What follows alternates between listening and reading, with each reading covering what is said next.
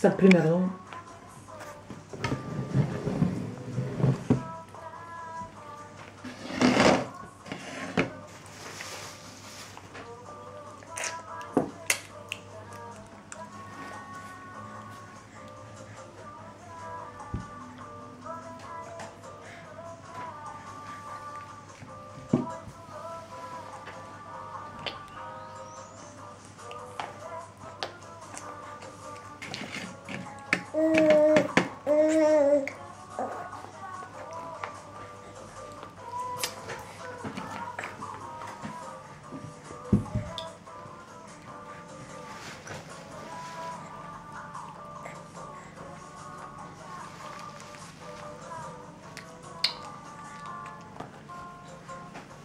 Няма и джоб, ще отидаха.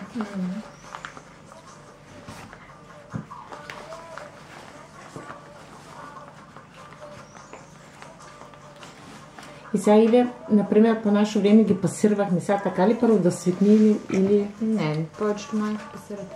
Те ли? Обаче по принцип този вид захранване още по-бързо се научава да яде сам, по-самостоятелен, по-добре за боравенето с ръце. Да. За речта също казват, че помага, защото дъвченето го стимулира, нали, да му се развиват тия мускули. Да.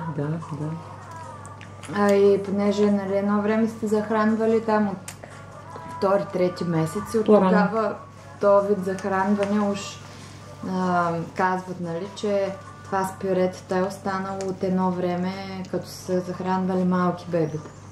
А пък на тази възраст неговата ти виждаш, че той си го взима. Да, той си го еди, да. И няма логика, нали, да го храниш като малко бебе, при положение, че той може. Но да ти кажа, повечето майки пасират. Пюре, да.